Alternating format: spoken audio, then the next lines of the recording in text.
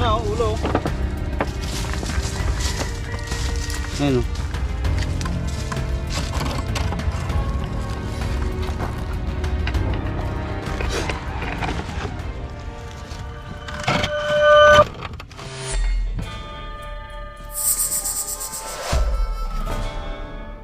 Yung nakita ko doon.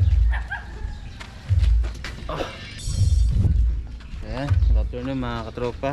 So nandito tayo ngayon sa ano. Alam ko second time na natin dito sa ano sa San Pedro Saug sa Lubao, Pampanga. So ito yung nakitang balat. So jumbo cobra na to. Malaki na to, tropa. Saan po nakita to, sir? Sir? Saan po nakita? Sa may bodega po. Oo, sa may CR na hindi na nagagamit. Ilang araw na po? Ano na to eh, kung hindi naman abandonado pero laging walang tao ng bahay na to. Ilang araw na po nakita? Mga 3 days or 4 days na. Nung nakita ko yan sir, buo pa. Buo, walang putol. Parang kakabaka. So ibig sabihin healthy yung ahas pag buo siya nagbalat. Bukit na pala dito. Oh, nakabukid na yung likod. So yan, ano pa? Ano Alam mo mo- sasabihin ka? Laki nito. Ano muna tayo? Gabraso na to. Pahinga muna tayo, no? Yung kararating lang po natin. Ito yung mission natin ngayon dito sa Lubao, Pampanga. Ano lang.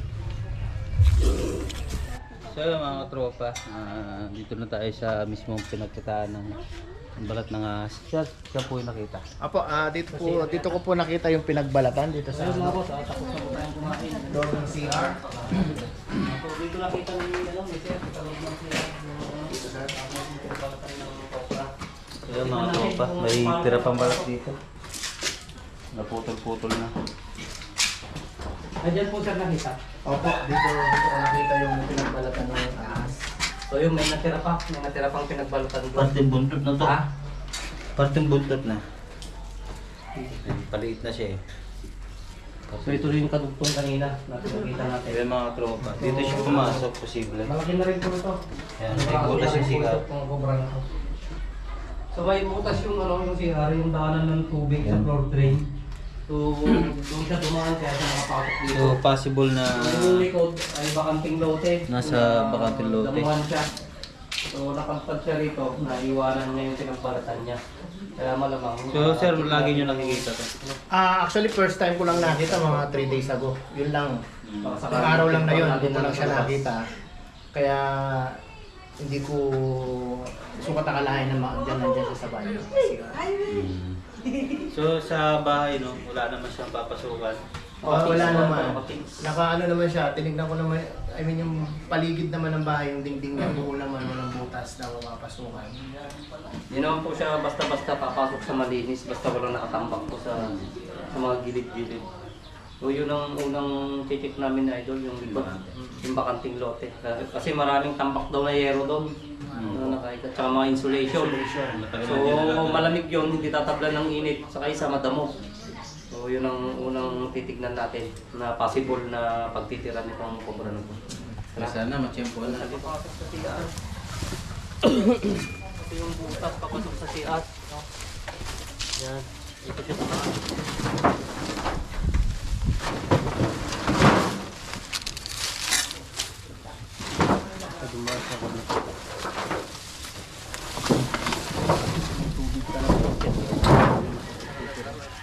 So yun, iwasan natin yung mga yero na nakahiga.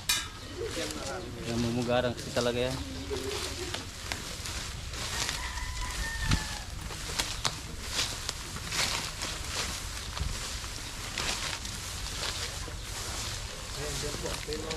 Ito po yung yero sir. Diyan sir, diyan yung Nakabota kayo sir. Opo. Ayan dyan oh, dyan mismo yan.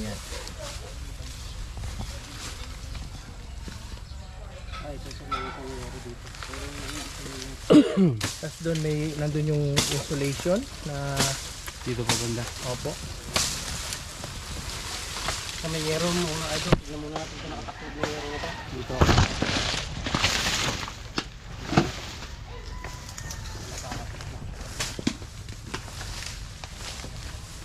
Puro yero na to pala. Opo, may mga yerong naka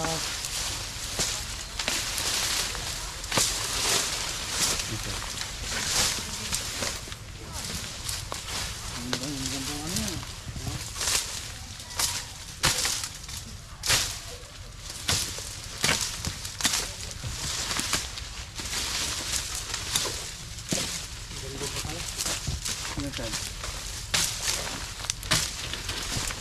Sa labas mo.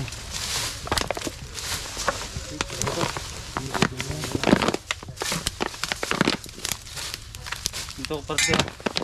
Baka biglang tumakbo dito.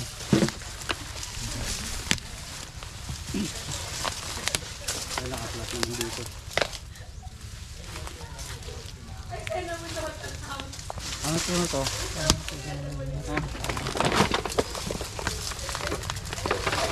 Ito pa.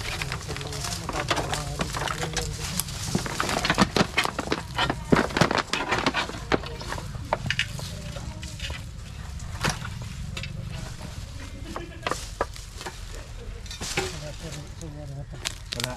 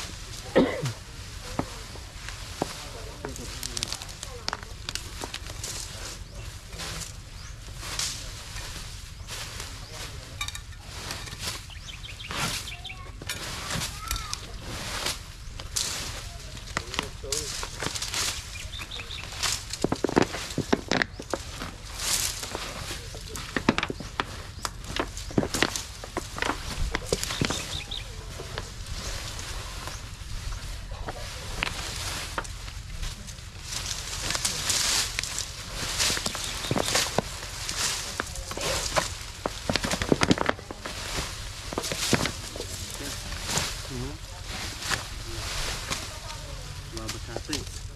Ilalim.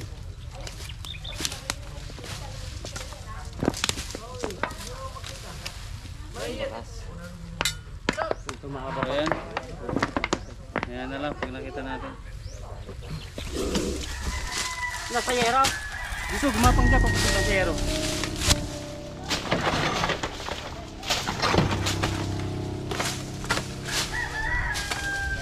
Dito sa ilalim. Tingnan, huwag mo nang gagalaw yun. Ayun, nasa ilalim!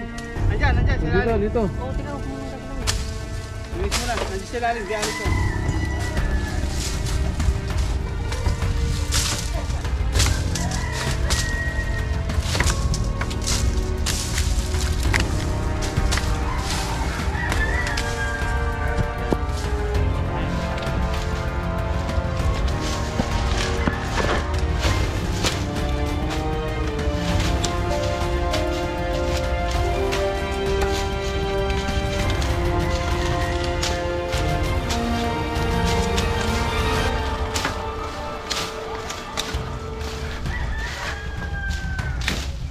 Saan mo nakitang gumawa? Ito, nangat ko itong yero dito. Yung yero na yan? Oo, gumapag sa pagano'n.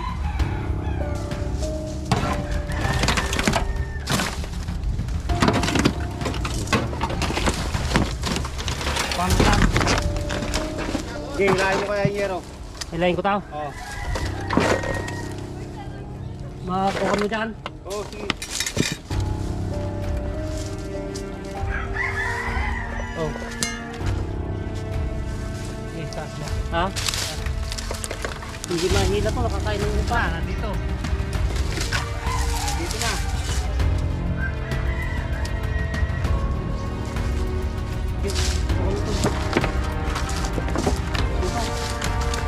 Ito na, oh, ulo. Ayun.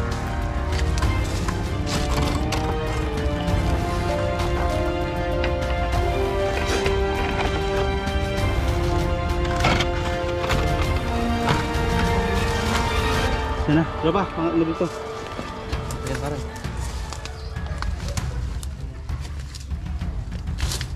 Okay.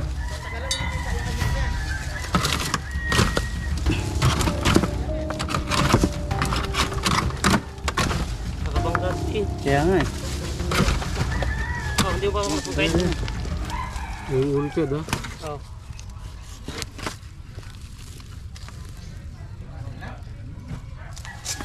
Oops.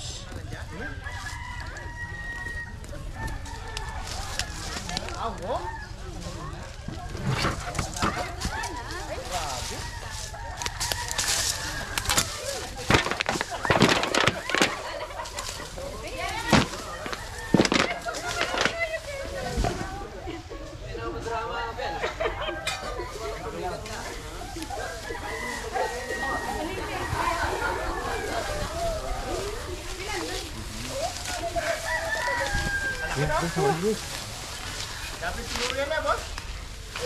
Makinis. Siya ba yan?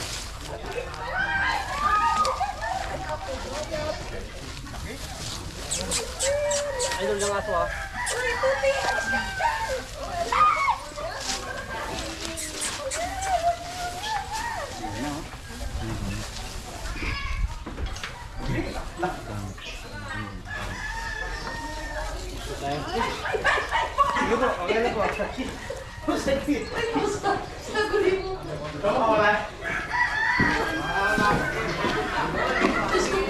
Kucay, mami, ang kakit niya.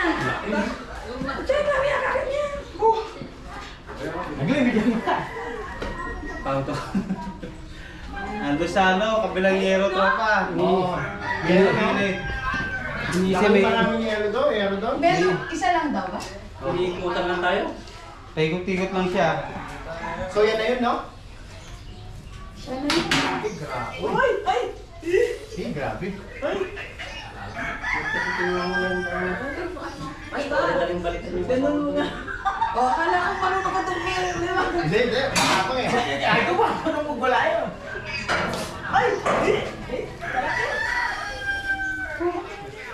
Metong yan ka na, mamaya ka na. Kanya ako para double na, oh. Ha?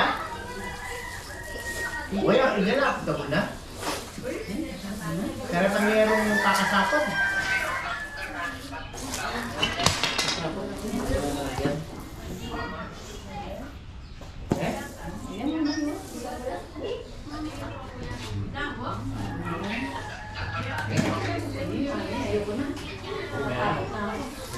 At yan para kalapat ka na, oh.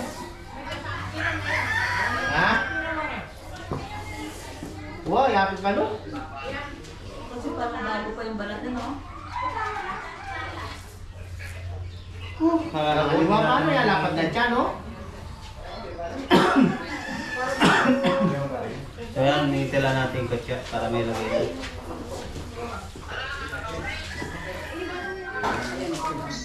Dami. Venom yan. Uy, ang dami ng venom ka. Dahil Ben. Ayun, nakapasok na siya. Bye-bye! Hello. Ilugin na. Oh, bago na ako. Oo, dalan niya. Tumutulo pa yung kamanda. Bago niya talaga, no? Ang palit. So yan mga tropa. Hindi tayo nabigo. Nakakita din natin. Kaya, Paikot-ikot lang siya doon sa yero. Meron pa pala paigang baga sa gilid. Yung inangat natin, gumapang, pumunta ulit doon sa malaking yero. Kaya, tingnan mo siya. Bagong ano? Bagong palit. Sumubala. Siya, kaya na lang. Pahinga muna tayo. Yan mga tropa, okay na. Kasi yung lakad natin dito, nakuha natin nagbalat na sobra sa may siya. Sir, baka may gusto mong sabihin o kaya siya. Yes, actually nagpapasalamat ako sa tropang Tuklaw and kay Lex Tuklaw, no? Kung may mga nakikita po kayong mga tuklaw dyan sa mga paligid ng bahay, guys, tawagan nyo lang po sila at sigurado mahuhuli nila, no? So, sa inyo sa mga manunod, sa mga subscriber po, no, patuloy lang tayong mag-subscribe sa kanila dahil tutulungan po nila tayong mahuli yung mga kinatatakutan natin sa paligid, no? Salamat po. Okay, thank you po sir. Salamat din po. Salamat po sa pag-invite po sa amin. Thank you sir. Salamat po. Boss, thank you. Ayun, successful mission po natin dito.